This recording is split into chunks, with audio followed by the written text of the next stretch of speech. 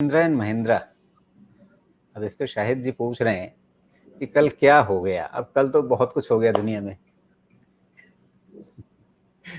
लेकिन सवाल ये है कि आगे क्या होगा। वो गडकरी जी कुछ बोल गए, उस चक्कर में डीजल इंजन वालों की थोड़ी हालत खराब हो गई। बाद में क्लैरिफिकेशन भी दे दिया था कि फाइनली डीजल इंजन तो फेज आउट होगा, लेकिन ओवरनाइट कुछ भी गायब हो जाएगा ऐसा नहीं होता है ना, क्योंकि आपका पूरा कमर्शियल व्हीकल ही डिपेंड करता है डीजल इंजन पे, जो उसको पावर चाहिए, जो उसको स्टैमिना चाहिए उसके लिए।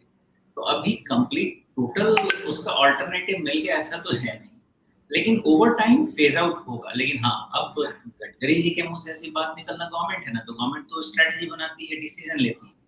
तो वैसा स्ट्रेटजी और डिसीजन सोच के हो सकता है कि जब लोगों के मन में ये बात आ गई हो कि इंटरनली कुछ डिस्कशन हुआ हो, जिसके कारण ये स्टेटमेंट दिया, लेकिन तुरंत ही उन्होंने विड्रॉ भी किया स्टेटमेंट कि अभी 1 साल के लिए कुछ नहीं। वैसे भी इलेक्शन के समय ऐसे कोई डिसीजन तो होने वाले नहीं है, ये सब मुझे लगता है। तो जी फिलहाल एम का ऐसा कुछ खराब नहीं दिखता है। थोड़ा टॉप स्ट्रक्चर ऐसे भी हो गया था बिकॉज वैल्यूएशंस थोड़े तो एक्सपेंसिव हो ही गए हैं महिंद्रा एंड महिंद्रा के, और 1600 पे इसका एक टारगेट भी अचीव हुआ है।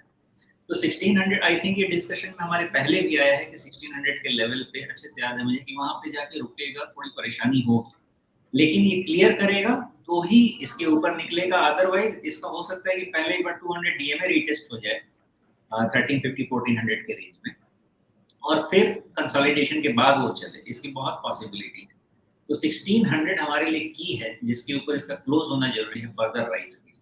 उसके पहले तो मुश्किल लगती जी। तो अब गडकरी जी ने भले ही अपने ट्वीट के जरिए अपने उस बयान को मतलब थोड़ा सा धोपोष दिया है, लेकिन उसके बाद भी एक हैंगओवर है।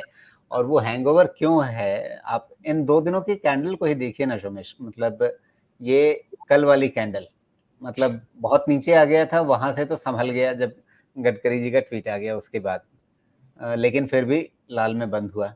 और फिर आज कंटिन्यूएशन दिखी है उस गिरावट की।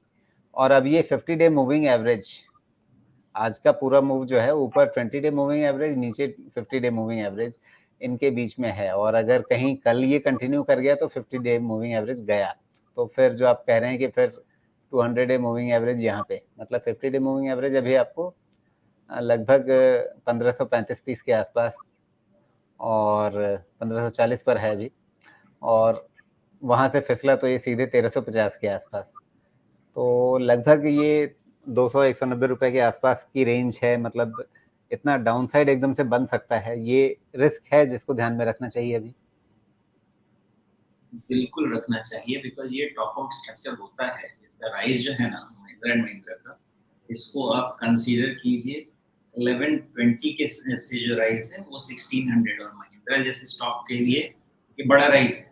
तो इसके बाद रुकना तो बनता ही था, कंसोलिडेट होना भी बनता था, लेकिन ये भी उतना ही सच है कि इसके आगे के लेग्स आएंगे, लेकिन उसमें टाइम लगेगा।